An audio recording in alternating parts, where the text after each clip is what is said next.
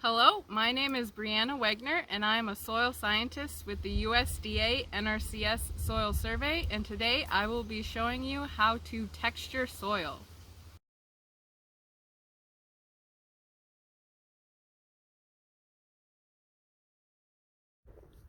Okay, so I'm going to go through two different ways that you can try and determine texture.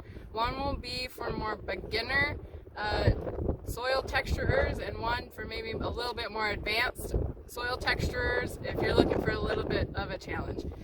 So the first way is we're going to use this little flow chart, and so this flow chart will be provided for you at the state Envirothon competition. And so if you can't find a similar flow chart, don't worry, but they are really helpful, especially when you're first trying to learn how to texture soil. I'll walk you through this one first. So the first thing that we're going to need is a soil sample.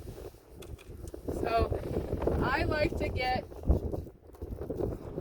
about a handful, so kind of make sure that it fills your hand in your palm. Enough. So then the next thing that we want to do is we want to wet up our soil sample. We gotta make sure our water is open. And so spray it down, and this takes a lot of practice to try and figure out how much water you need, because sometimes you can put too much water in, which if that's the case, add more soil. But if you don't put enough water in, that's easy to fix too, just add more water. And what we're looking for with this is, as we add water, we're trying to smush it all together, and we're really trying to form a ball, right? And so the consistency that we're looking for is something similar to Play-Doh, okay? But if you have more sand in your soils, that's obviously not gonna resemble Play-Doh. But we're really just aiming to see if we can get our soil to form a ball. Okay? And sometimes this step takes the longest, is working it up, getting it to a nice consistency where it all kind of sticks together. And this is a skill that takes a lot of practice, so don't get discouraged if you don't get it right away. I just would encourage you to go out, dig some holes, and practice, practice, practice. Okay, I think that's pretty good. So now the next thing that we want to do is maybe kind of check in with our senses. So you really have to multitask when you're texturing soil, because as I'm working it up, I should be thinking about, how does this feel? Does it feel gritty? Does it feel smooth? Anything kind of in between those two, and just kind of keep that in the back of your mind. All right, so we have a soil that forms a pretty good ball. So we know right off the bat that means that it's really not sand. I believe that is the first question, is that if it doesn't form a ball when you squeeze it, doesn't stay in a ball, the flow chart would lead you to just sand.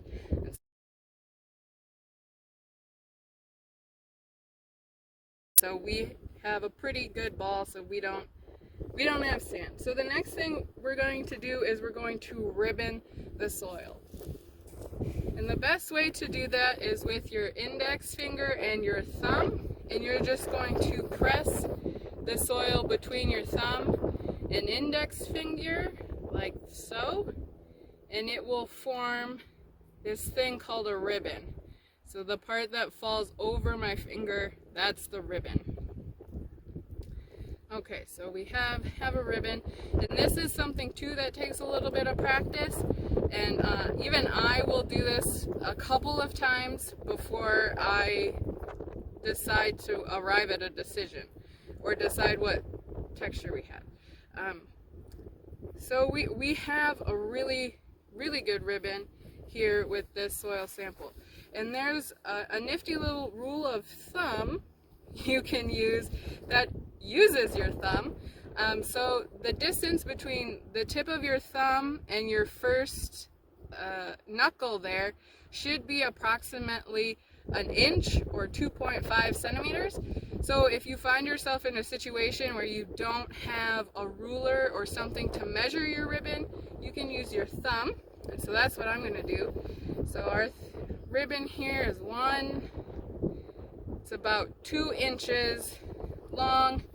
And so if we consult our chart, which did we form a ribbon? Yes. Is it a strong ribbon? So 5 centimeters long or longer before breaking. And so ours was 2 inches, which would be approximately 5 centimeters. So yes, we'll move along here. So now we will test to see if it's gritty or smooth.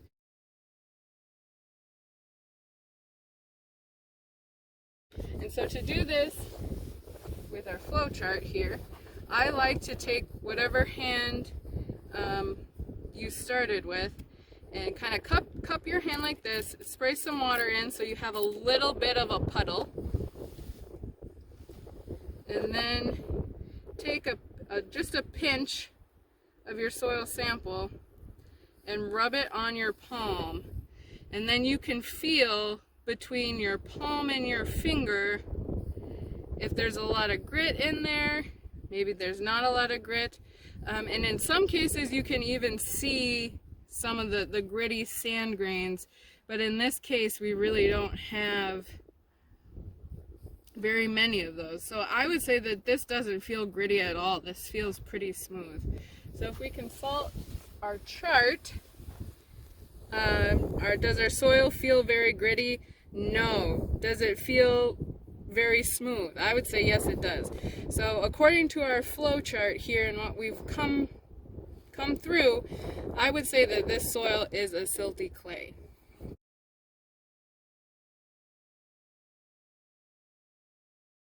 Okay, so that is how you work through the flow chart to texture soil.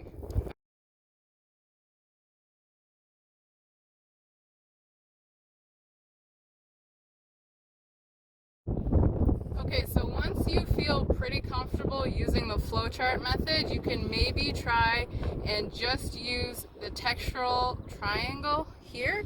And so I will walk you through how you should go about thinking about this and using this. So first, you can use the same sample that we used before in our flowchart video to kind of help you get an idea of how different textures should feel.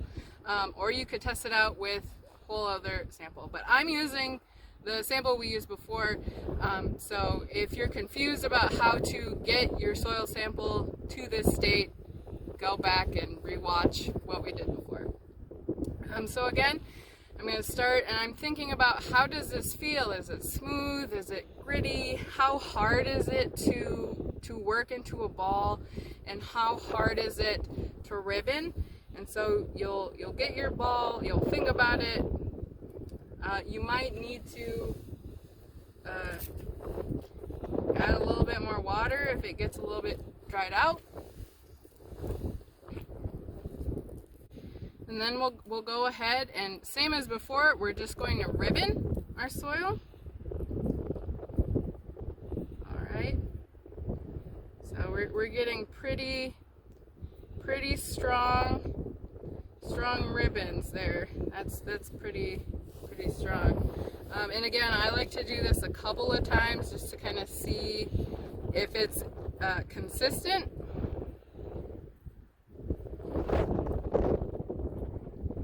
So we're consistently getting pretty big ribbons, and so I'm gonna measure.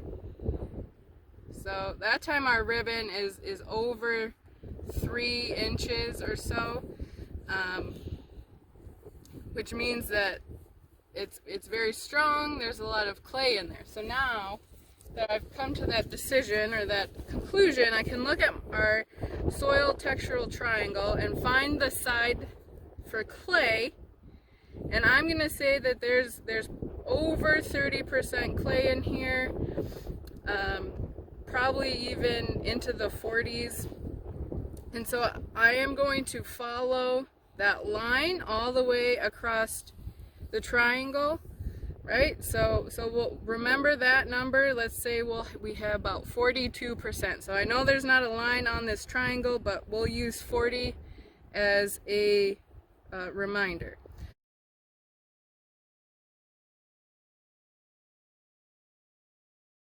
And so now that we know one side of our triangle, we only have to figure out one of the other sides of our triangle to get our texture. And the easiest side to determine next is going to be our sand percent. So just like before, where you make a cup with your hand and you form a little puddle in your palm, we're gonna pinch a little bit of our sample off and we're gonna rub it between our index finger and our palm.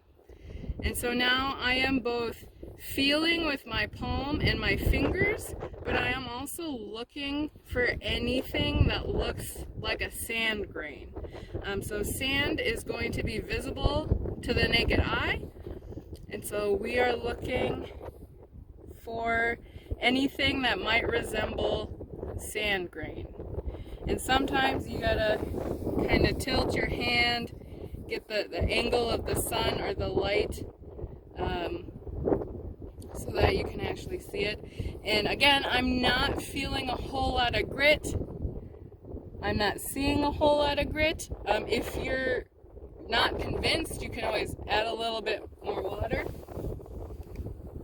I know it's hard to keep your hand in a cup to hold the water in. And so now that we added a little bit more water, there we're starting to see some sand grains wash out. And so this is oftentimes called a sand wash. Doing that. And so looking at that, sometimes to get the water out of the way, we do have some sand grains. I don't really feel many on my finger. But we don't have a lot.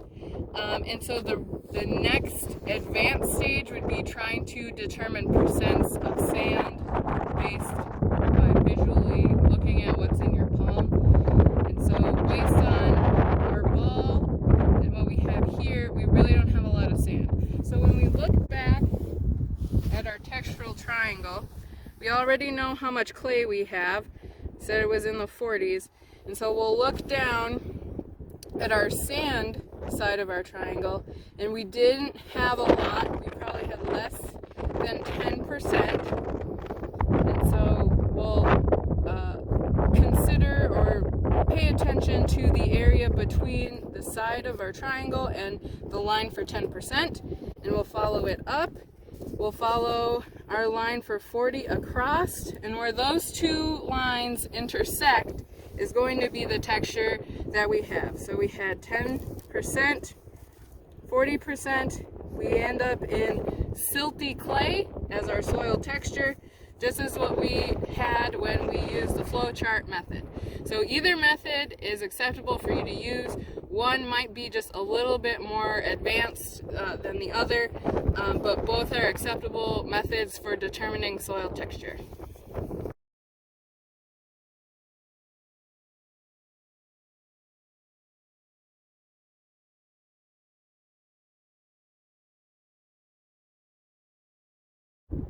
Oh, well, since you're still here, there's one thing I forgot to tell you.